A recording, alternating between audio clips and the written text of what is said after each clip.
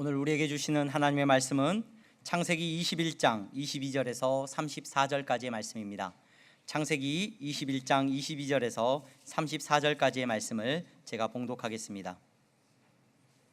그때 아비멜렉과 그 군대 장관 비골이 아브라함에게 말하여 이르되 네가 무슨 일을 하든지 하나님이 너와 함께 계시도다. 그런즉 너는 나와 내 아들과 내 손자에게 거짓되이 행하지 아니하기를 이제 여기서 하나님을 가리켜 내게 맹세하라. 내가 내게 후대한 대로 너도 나와 내가 머무는 이 땅에 행할 것이니라. 아브라함이 이르되 내가 맹세하리라 하고 아비멜렉의 종들이 아브라함의 우물을 빼앗은 일에 관하여 아브라함이 아비멜렉을 책망하매 아비멜렉이 이르되 누가 그리하였는지 내가 알지 못하노라. 너도 내게 알리지 아니하였고 나도 듣지 못하였더니 오늘에야 들었노라. 아브라함이 양과 소를 가져다가 아비멜렉에게 주고 두 사람이 서로 언약을 세우니라. 아브라함이 7 암양 새끼를 따로 놓으니 아비멜렉이 아브라함에게 이르되 이 7 암양 새끼를 따로 놓음은 어찌미냐. 아브라함이 이르되 너는 내 손에서 이 암양 새끼 7을 받아 내가 이 우물 판 증거를 삼으라 하고 두 사람이 거기서 서로 맹세하였으므로 그곳을 브엘셰바라 이름하였더라. 그들이 브엘셰바에서 언약을 세우매 아비멜렉과 그 군대 장관 비골은 떠나 블레셋 사람의 땅으로 돌아갔고 아브라함은 브엘셰바에 예셀나무를 심고 거기서 영원하신 하나님 여호와의 이름을 불렀으며 그가 블레셋 사람의 땅에서 여러 날을 지냈더라. 아멘. 아멘. 이 시간 샤론 찬양대 하나님 앞에 찬양하시겠습니다.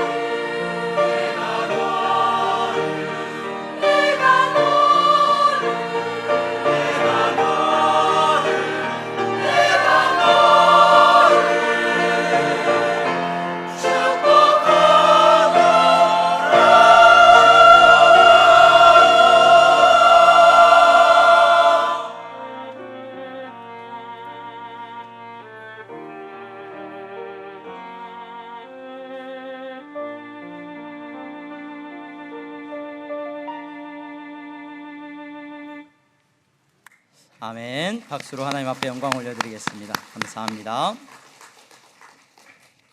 교회 소식 먼저 전하겠습니다. 오늘 예배에 참석하신 여러분 모두를 주님의 이름으로 환영합니다.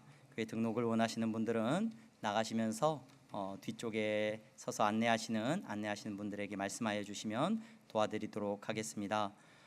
계속해서 코로나와 독감에 유의해 주시고 증상이 있으신 분들은 가정에서 온라인으로 예배에 참석하시고 또 주의가 필요하신 분들은 마스크를 꼭 착용해 주시기를 바랍니다. 교회 청소는 이번 주는 3전도회에서 이렇게 섬기시게 됩니다. 새가족 모임이 오전 10시 30분 초등부실에서 모여지고 있습니다. 여러분 새가족 모임을 갖지 않으신 분들은 참여하셔서 도움을 받으시기를 바랍니다. 그리고 예배 후에 2여전도회 3여전도회에 우리 전도회 모임이 있습니다. 저희 향동교회는 지금 소그룹이 전도회를 중심으로 이루어지고 있습니다. 기존에 여러분들이 알고 계시는 전도회 개념이 아니라 일종의 또래 모임처럼 이렇게 전도회가 운영이 되고 있습니다.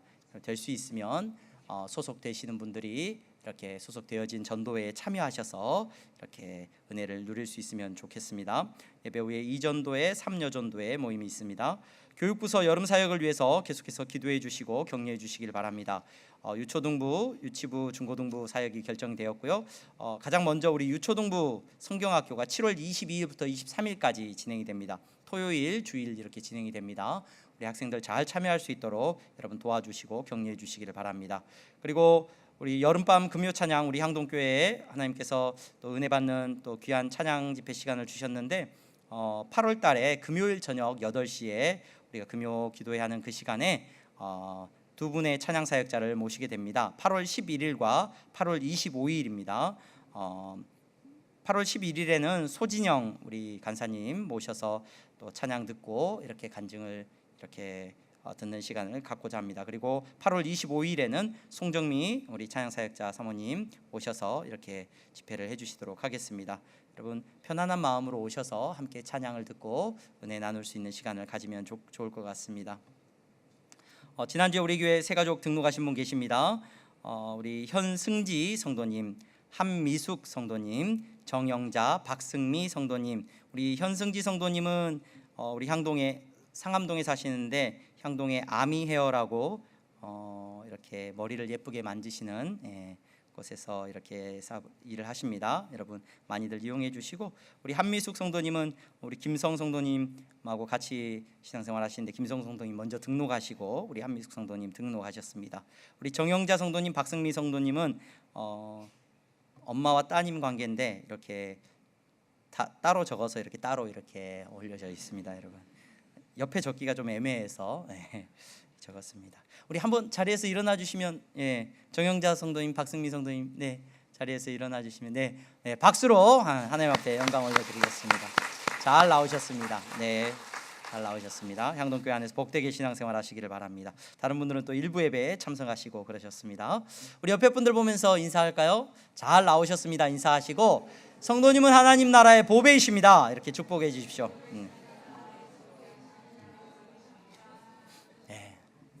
잘 나오셨습니다. 여러분들 모두가 하나님 나라의 귀한 보배인 줄로 믿습니다. 비가 이제 내리고 있어서 밤 같은 느낌이 듭니다. 여러분은 예배 자리에 나오면서 또 신앙생활하면서 어떤 하나님을 여러분들의 삶 속에서 경험하면서 살고 계십니까? 교회에 오면 하나님은 어떤 분이라고 여러분들에게 가르쳐 주시나요? 전지하신 분이다, 전능하신 분이다, 무소부지하시다, 안 계시는 곳이 없다, 이런 놀라운 하나님을 수식하는 놀라운 말들이 많이 있습니다. 근데 여러분들은 어떤 하나님을 경험하면서 날마다 살고 계십니까? 나에게 하나님은 어떤 분이신가요? 우리가 아버지라고 부르는 하나님 아버지, 그분은 여러분들의 삶에 어떤 분으로 경험되어지고 계십니까?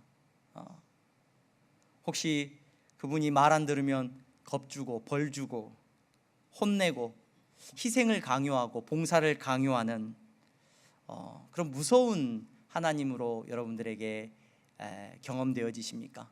아니면 내 삶과는 상관없는, 그냥 우리 아버지는 내가 어디서 뭐 하는지 알지도 못해, 하나님은 날 모르는 사람이야, 라고 여러분 그렇게 하나님을 경험하면서 살고 계십니까?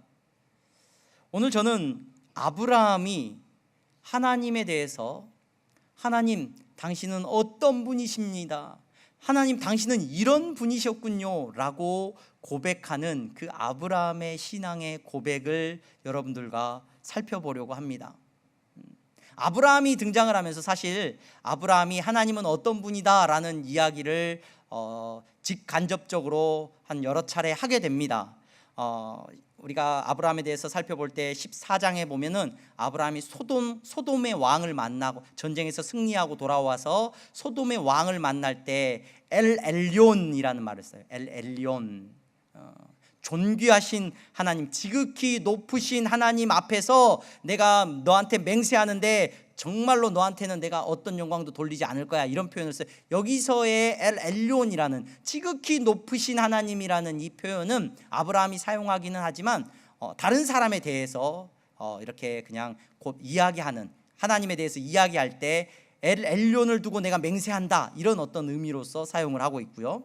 또 나중에 보면은 하나님께서 아브라함에게 약속을 주시면서 직접 하나님이 자기가 누구인지를 말씀하셔요. 엘샤다이라는 말을 써요. 엘샤다이, 나는 전능하신 하나님이다, 이런 표현을 하나님께서 사용하시는 것을 우리는 볼 수 있습니다. 근데 오늘 저와 여러분들이 살펴보고자 하는 본문의 마지막에 이르면 아브라함이 이렇게 고백을 합니다. 영원하신 하나님 여호와의 이름을 불렀으며, 영원하신 하나님 여호와의 이름을 불렀대요. 아브라함이 영원하신 하나님이시구나 라고 이렇게 고백을 하고 있다는 거예요. 여기서 이 영원하다라는 말이 뭐냐면 올람이라는 말인데, 올람이라는 말이 시간적으로는 영원을 의미합니다. 근데 이 영원이라는 개념이 어디서 오냐면 완전함에서 왔어요. 완전하신 분이시고 그분이 영원하신 분이다 라는 의미로 해석이 되어져요. 그러니까 아브라함이 지금 고백을 하는데 하나님 앞에 무릎을 꿇고 그분 앞에 두 팔을 벌려서 당신은 완전하신 분이시군요, 온전하신 분이고 영원하신 분이시군요 라고 고백을 하고 있다는 겁니다. 여러분, 이 고백이 오늘 저와 여러분들의 삶 속에서 고백되어지는 신앙의 고백이 되어지기를 소망합니다. 우리가 하나님을 생각하고 하나님을 이야기할 때 하나님을 완전하신 분이구나, 내 인생에서 하나님 그분이 온전하신 분이고 나를 완전히 구원하시는 분이구나, 이 고백이 경험되어지기를 주님의 이름으로 축원합니다.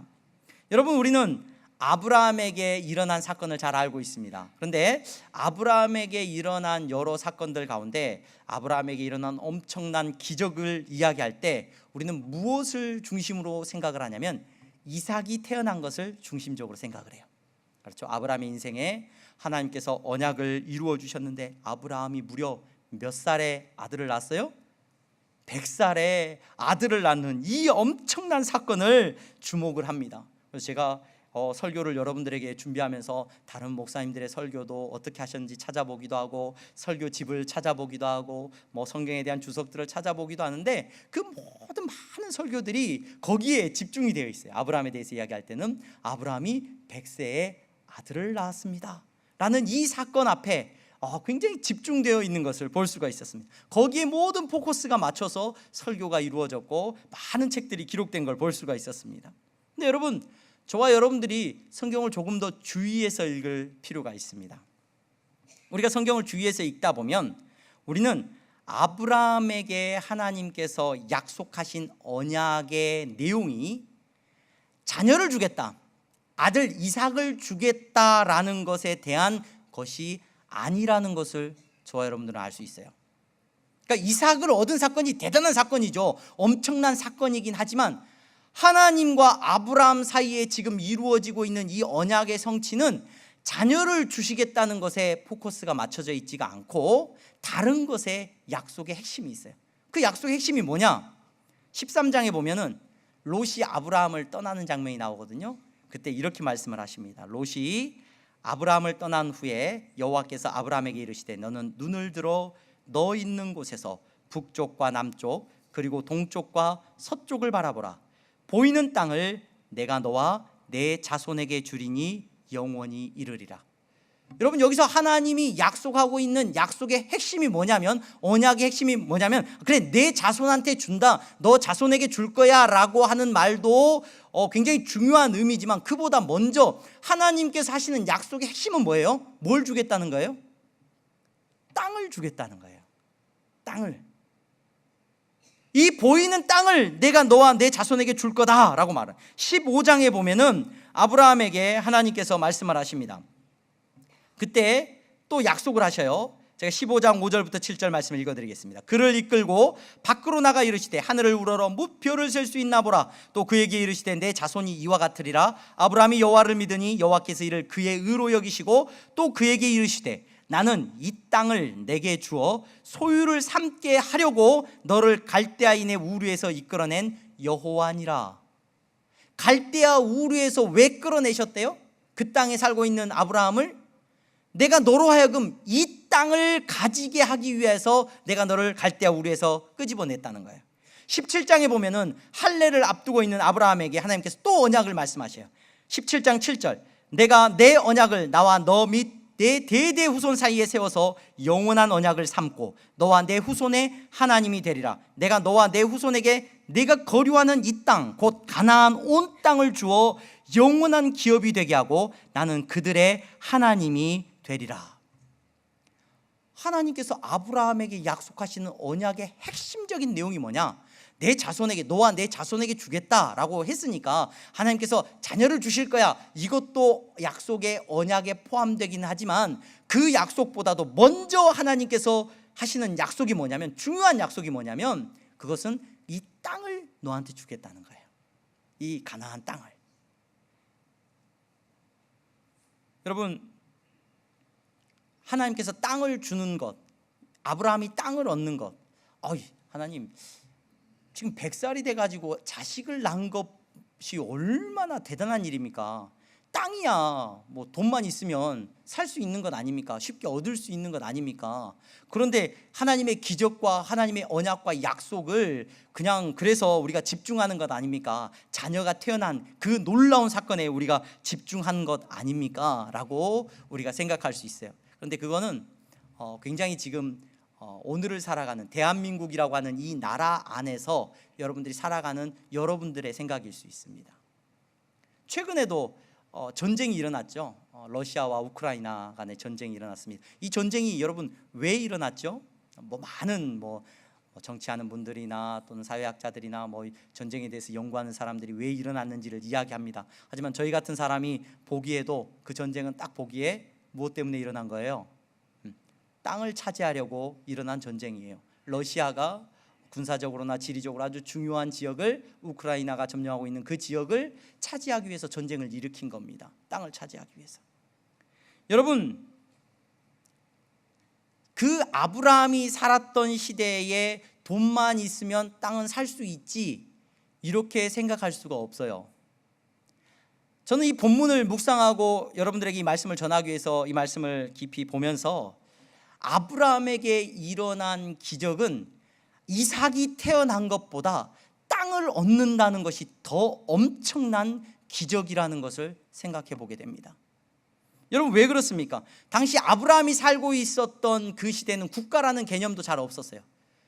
여러분, 요즘은 우리가 땅을 가지려면 뭐만 있으면 돼요? 돈이 있고 돈 주고 땅을 사가지고 뭐에 딱 등록을 합니까? 법원에 가서 등기부 등본에다가 딱 내 이름 석자 딱 박으면은 대통령도 못 뺏어요. 그렇죠? 이건 누구 땅이니까? 내 땅이니까. 여러분, 근데 아브라함이 살던 시대의 땅의 개념은 절대 그렇지 않습니다. 그 시대의 땅이라고 하는 그 개념은 그 땅을 지킬 만한 힘이 없으면 절대 땅을 가질 수가 없어요. 아무리 여기 내 땅이야 라고 해도 여러분, 힘센 사람들이 와가지고 여기 우리 거 해버리면 그때부터는 내게 아닌 게 되는 거예요. 여러분, 나중에 우리가 이제 아브라함이 이야기하거든요. 아비멜렉한테 이야기하거든요. 내가 우물 파놨는데 너네 뺏어갔잖아, 이렇게 아브라함이 얘기를 해요. 그 사건만 보더라도 그 시대에 땅을 갖는다는 것은 절대로 개인이 소유할 수가 없어요. 누가 소유하는 거예요? 나라가 소유하는 거고, 왕들이 소유하는 거고, 힘센 사람들이 소유하는 거예요. 여러 부족들이 소유하는 거예요. 오늘 아브라함이 땅을 갖는다는 거, 이건 엄청난 일입니다. 도저히 불가능한 일이에요. 아브라함은 어떤 사람이에요? 물론 자기 군사들도 있었고 자기를 지키기 위해서, 목숨을 지키기 위해서 집에서 길리운 사람들도 있었습니다. 하지만 여러분, 아브라함은 여전히 나그네 인생이에요. 가나안 땅을 여전히 떠돌아다니고 살고 있습니다. 어제 설교를 준비하면서 지도를 펴놓고 아브라함의 이동 경로를 이렇게 살펴봤어요.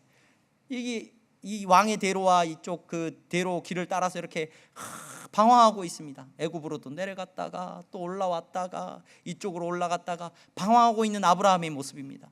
나그네 인생을 살고 있습니다. 그런 나그네 인생이었던 아브라함에게 힘이 있어요, 없어요? 힘이 없어요. 근데 그가 어떻게 땅을 가진다는 말입니까?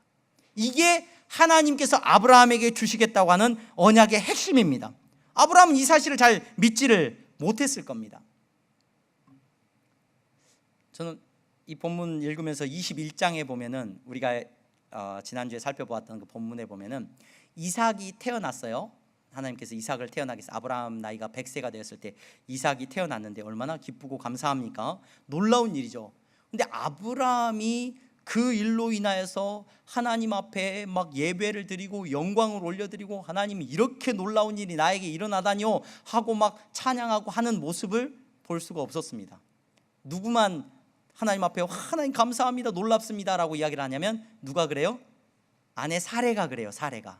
사레가 하나님 나의 수치를 씻겨주신 거죠. 내가 애를 낳았습니다. 아브라함에게 아들 낳아줄 줄 어떻게 알았습니까? 하나님, 나에게 이런 영광이 있다니요, 하나님 감사합니다. 사레는 그렇게 말했는데 아브라함은 별 말을 안 해요. 그리고 이제 물론 이 이삭이 건강하게 자라게 되었을 때 이제 젖을 뗄 무렵에 잔치를 베풀죠. 큰 잔치를 베풀긴 하는데 그때 하나님 앞에 엎드려서 영광을 올려드렸다 이런 기록이 없습니다. 제가 과하게 살펴본 걸 수도 있을지 모르지만 물론 하나님 앞에 감사했겠죠. 근데 여러분, 오늘 이 사건을, 이삭이 태어나도 하지 않았던 한 고백을 아브라함이 하고 있는 것을 저와 여러분들이 보게 돼요. 어떤 사건이냐, 여러분 보겠습니다. 얼마 전에 이 아비멜렉이라고 하는 왕하고 아브라함하고 큰 문제가 있었어요.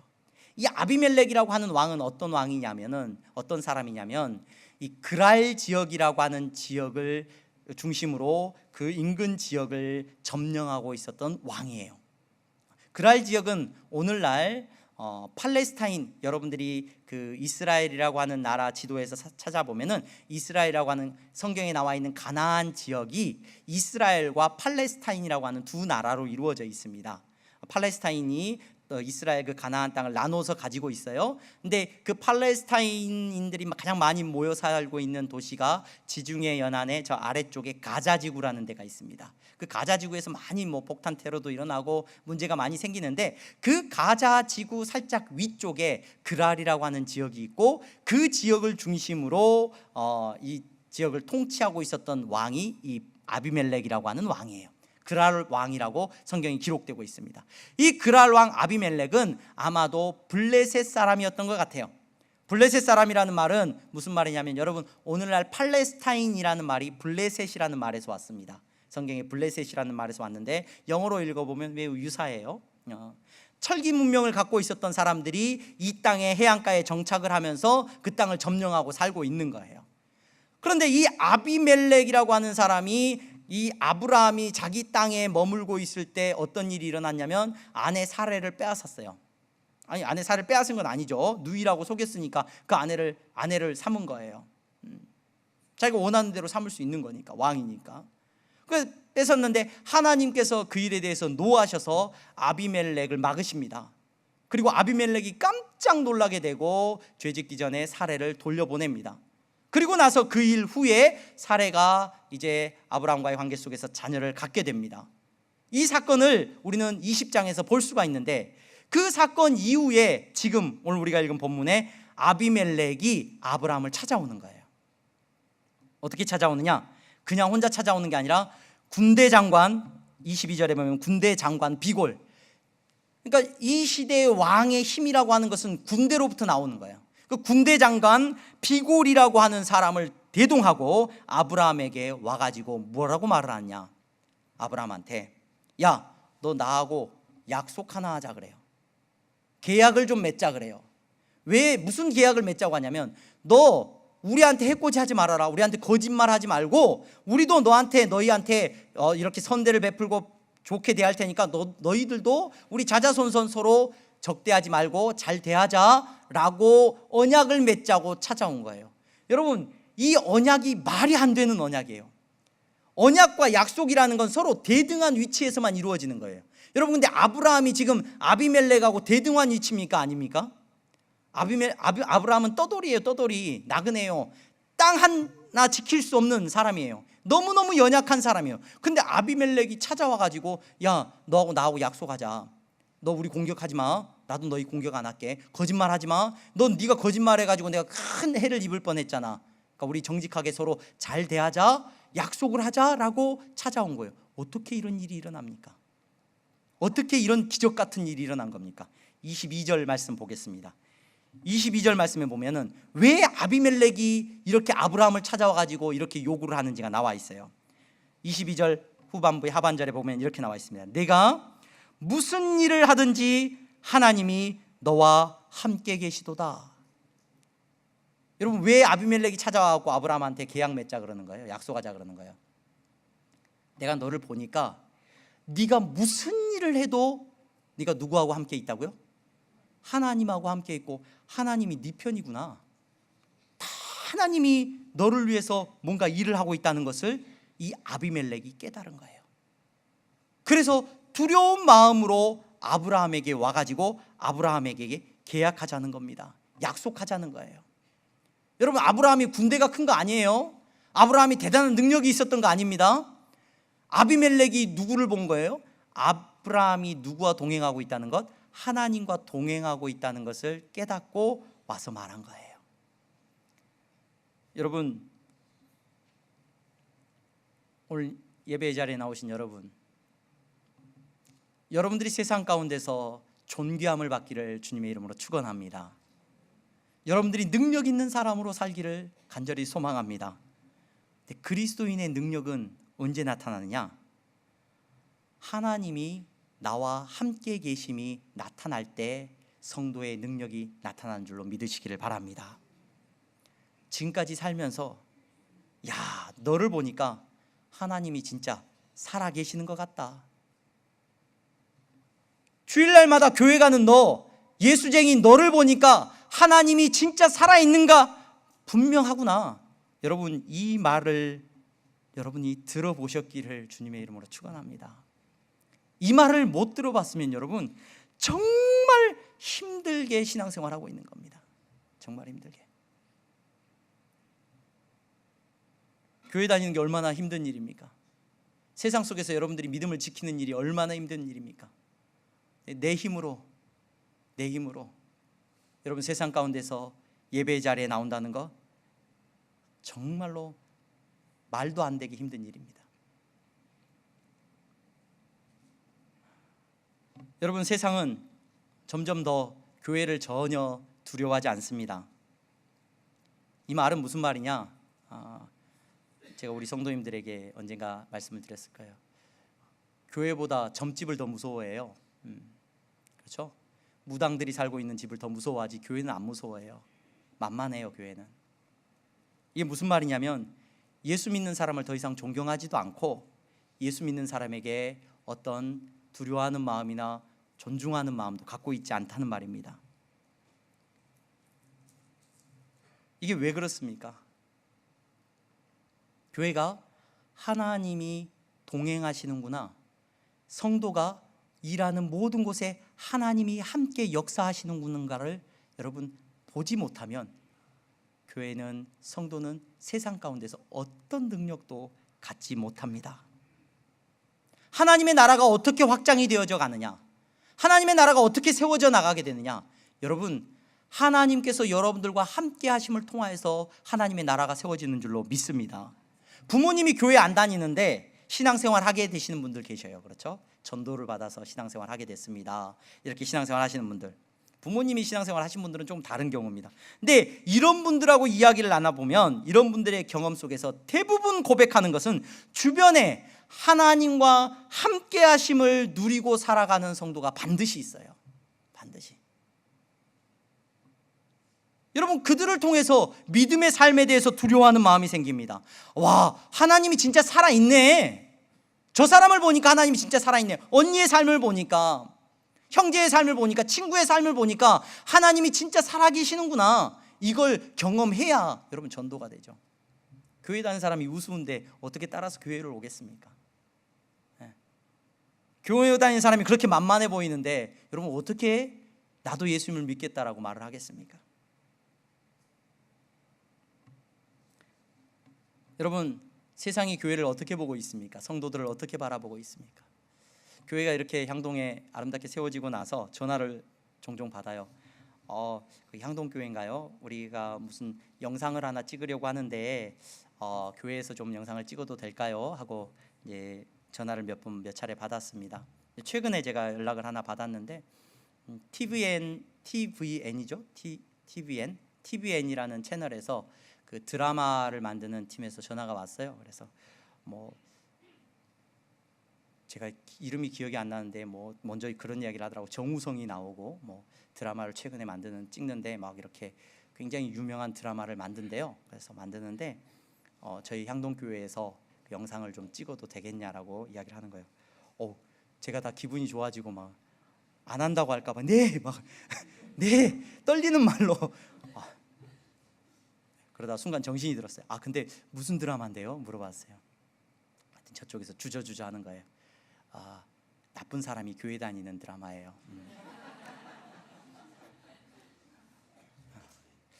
아쉬운 마음을 접고 안 되겠습니다 하고 이제 전화를 그쪽에서 그래도 반면교사가 될 수 있지 않겠습니까? 막 그분이 전화를 통해서 막 부탁을 하더라고요. 그래서 그래도 안 됩니다 하고 전화를 끊었어요. 여러분, 드라마를 통해서, 언론을 통해서 보여지는 성도의 모습이 어떻습니까? 하나님이 함께 하시는 모습인가요? 아니면 조롱거리인가요? 여러분, 성도가 세상 가운데서 능력으로 힘 있는 사람들로, 세상이 두려워하는 사람들로 살아갈 수 있기를 주님의 이름으로 축원합니다.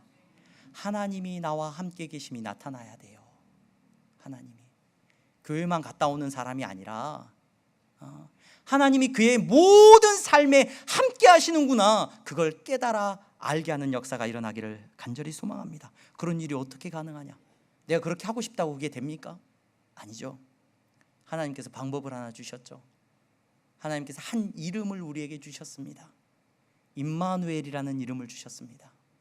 임마누엘이라는 이름의 뜻이 뭡니까? 하나님이 우리와 함께 계시다라는 이름입니다. 예수 그리스도 그분이 임마누엘로 우리에게 오셨습니다. 여러분, 십자가에 못 박히신 예수 그리스도를 바라보고 그분 앞에 무릎 꿇고 그분과 동행함을 누리면서 사시기 바랍니다. 그러면 하나님의 능력이 여러분들과 함께 할 줄로 믿습니다. 여러분, 모든 선택의 순간에, 여러분 어떤 결정의 순간에, 삶의 모든 순간에 예수님과 함께 하시기를 바랍니다. 십자가에 못 박히신 예수 그리스도와 함께 살아가시기를 바랍니다. 그러면 여러분들의 삶에 하나님이 함께 하시는 능력이 나타날 줄로 믿습니다. 예수님 없이 내 욕심대로, 내 마음대로 살지 마십시오. 여러분, 조롱거리가 되고 맙니다. 예수님과 하나됨을 누리며 살 때 사람들이 말할 거예요. 저 사람은 하나님이 진짜 함께 하는구나. 여러분, 살면서 그 말 못 듣고 살면 너무너무 불행한 그리스도인이에요. 저 사람 예수 믿는 사람 맞네, 하나님이 살아계시네. 학생들이 학교에서 그 이야기를 들어야죠. 직장에서도 그 이야기를 들어야 되지 않겠습니까? 여러분들의 남편들이 아내를 바라보면서 하나님 살아있네, 이 이야기가 나와야죠. 우리의 자녀들이 우리 부모를 바라보면서 하나님 진짜 살아계시는구나, 이 이야기를 들어야죠. 여러분, 아브라함은 전혀 능력도 없고 실력도 없는데 아비멜렉이 와서 지금 계약을 맺자는 거예요. 약속 좀 하자는 거예요. 그러니까 아브라함이 자기가 억울한 일 당한 이야기를 합니다. 그러니까 그가 땅을 차지한다는 건 거의 불가능한 일이라는 거예요.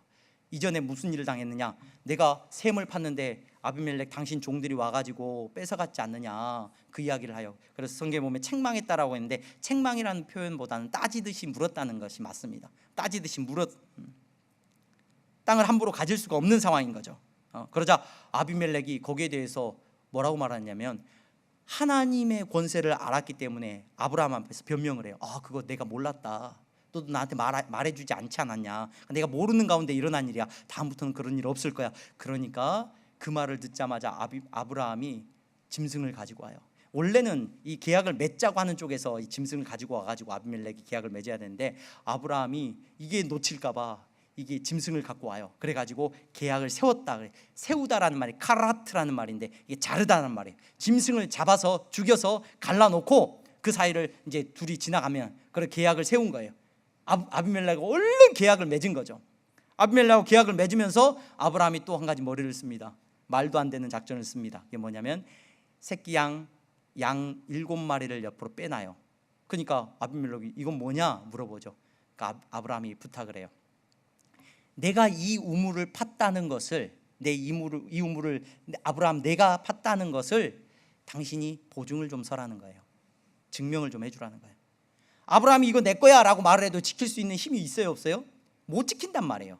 그러니까 아비멜렉, 당신이 이 지역을 다스리는 왕이니까 당신이 나한테 확증을 좀 서주라. 이 양 7마리 받고 뭐랄까요, 그러니까 확답을 해주는 거죠. 보증서 주는 거죠. 그렇게 해주라라고 부탁을 하니까 아비멜렉이 그걸 받아들여요. 여러분, 이 사건이 제가 설교의 초반부에 여러분들에게 말씀을 드렸습니다. 이삭을 낳는 것보다 더 엄청난 일이에요. 이삭을 낳는 것. 도저히 그곳에서 자기의 소유를 인정할 수 없는데 이제 하나님께서 일하심으로 말미암아, 아비멜렉이 왜 왔다고요? 하나님 때문에 온 거잖아요. 아비멜렉 입술로 그렇게 고백을 하는 거예요. 그러면서 아브라함에게 이 우물은 누구 거라는 거예요. 아브라함 네 거라는 이렇게 확인을 하고 약속을 하고 지금 돌아가고 있는 것을 저와 여러분들이 볼 수가 있습니다. 여러분, 이 사건을 경험한 아브라함이 하나님 앞에 무릎을 꿇어요. 그리고 우리가 읽은 본문에 보면 브엘셰바라고 이름하고 그 브엘셰바에서 그가 무릎 꿇고 하나님 앞에 예배드립니다. 그러면서 하나님을 뭐라고 말을 해요? 하나님에게 엘 올람 그래요. 영원하신 하나님, 완전하신 하나님이시구나.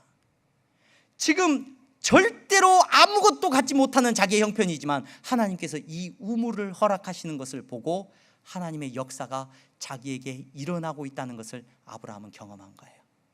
너무 작고 초라해 보이는 우물일지 모릅니다. 자기 평생에 아브라함에게 약속하셨는데 모든 땅을 주신다고 하셨지만 아브라함이 이제 결국 가지게 되는 땅을 보게 되면 딱 2개예요. 그 우물 하나하고 나중에 무덤이에요. 무덤 하나 갖게 되거든요. 근데 이 우물을 보면서 하나님 앞에 무릎 꿇고 완전하신 하나님이십니다 라고 고백하고 있는 것을 저와 여러분들이 보게 됩니다. 여러분, 여러분들의 삶이 예수님과 동행하는 삶이기를 간절히 소망합니다.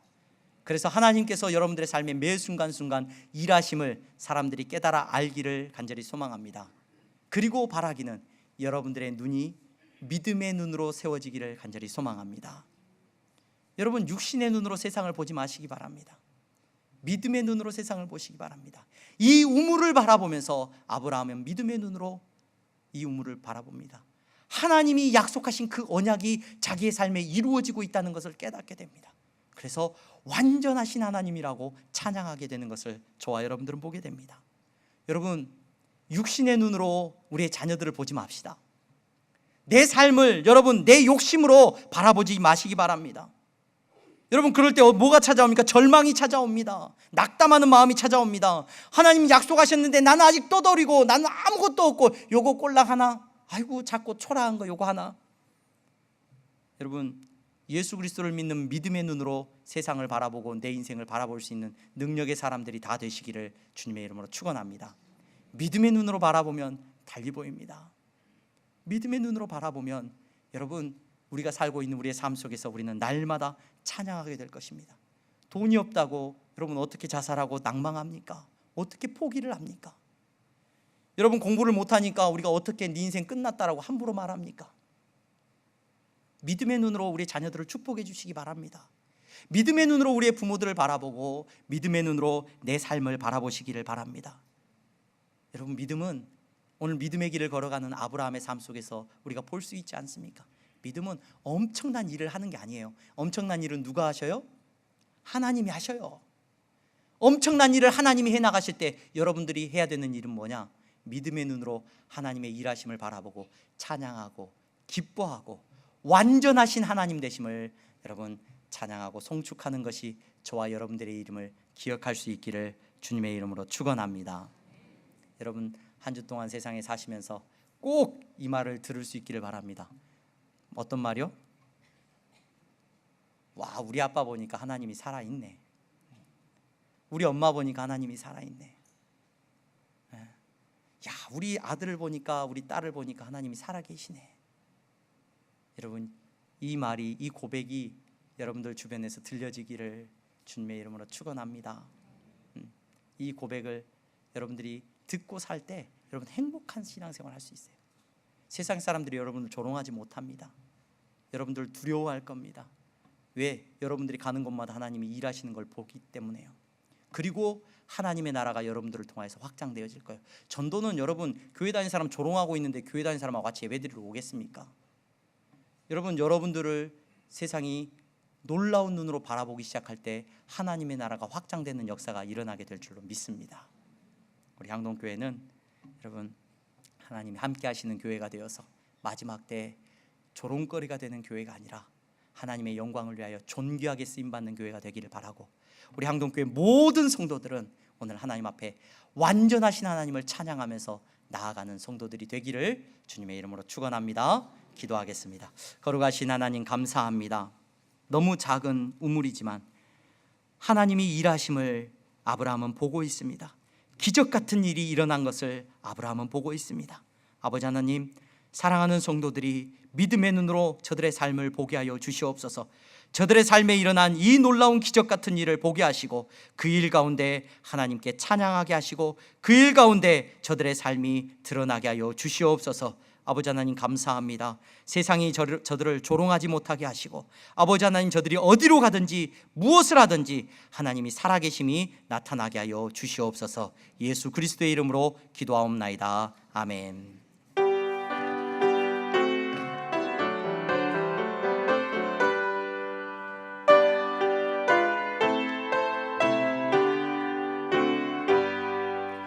나의 생명 드리니 주여 받아 주셔서 세상 살아갈 동안 찬송하게 하소서. 나의 보화 주여 받아 주셔서 하늘나라 위하여 주 뜻대로 쓰소서. 아멘. 하나님 감사합니다. 사랑하는 성도들이 이 시간 하나님 앞에 예배하며 예수 그리스도와 동행함에 놀라운 믿음의 고백으로 물질을 드립니다. 11조의 예물을 정직하게 드리고 감사의 예물을 기쁨으로 드렸습니다. 하나님, 저들이 믿음으로 드리는 예물이오니 주님이 받으시고 저들의 삶 속에서 하나님의 살아계심이, 저들이 하는 모든 일 가운데 하나님이 함께 하신다는 것을 세상이 알게 하여 주시옵소서. 저들의 직장과 저들의 사업과 저들의 경영하는 모든 것 가운데 하나님 역사하여 주시기를 바랍니다. 그래서 그 일을 통하여서 그리스도의 복음을 위하여 쓰임받게 하여 주시옵소서. 저들이 가는 곳마다 하나님의 일하심을 통하여서 막혀있던 것들이 열려지게 하시고 되지 않았던 일들이 되어지는 역사가 일어나게 하여 주시옵소서. 그리하여 세상이 하나님의 능력을 알게 하여 주시옵시고 그곳에서 저들이 복음을 증거하는 놀라운 일 가운데 쓰임받게 하여 주시옵소서. 아버지 하나님 감사합니다. 아버지 하나님, 저들이 선교의 예물을 드렸습니다. 땅끝까지 복음을 증거하기 위하여 드리는 예물이오니 주님께서 사용하여 주시옵시고, 장학 헌금을 드렸습니다. 우리의 자녀들이 세상 가운데서 하나님의 자녀들이라는 소리를 듣고 살아가게 하여 주시옵소서. 아버지 하나님, 건축헌금을 드립니다. 아름다운 교회당이, 아름다운 예배당이 세워지기를 위하여 드립니다. 아버지 하나님, 보이지 않는 하나님의 나라가 더욱 든든하게 세워질 수 있도록 사용하시고 축복하여 주시옵소서. 주님 앞에 드리고 싶으나 드릴 것이 없어서 경제적인 어려움 때문에 낭망한 성도들이 있습니까? 시험에 든 성도들이 있습니까? 어려워하고 있는 성도들이 있습니까? 더 큰 위로와 은혜를 허락하여 주시옵소서. 예수 그리스도의 이름으로 기도하옵나이다. 아멘.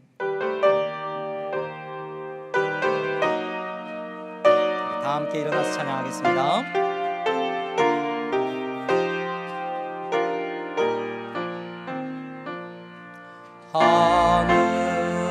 하늘에 계신 아버지 이름 거룩하사 주님 나라 임하시고 뜻이 이루어지이다. 일용할 양식 주시고 우리들의 큰 죄 다 용서하옵시고 또 시험에 들게 마시고 악에서 구원하소서. 대개 주의 나라 주의 권세 주의 영광 영원히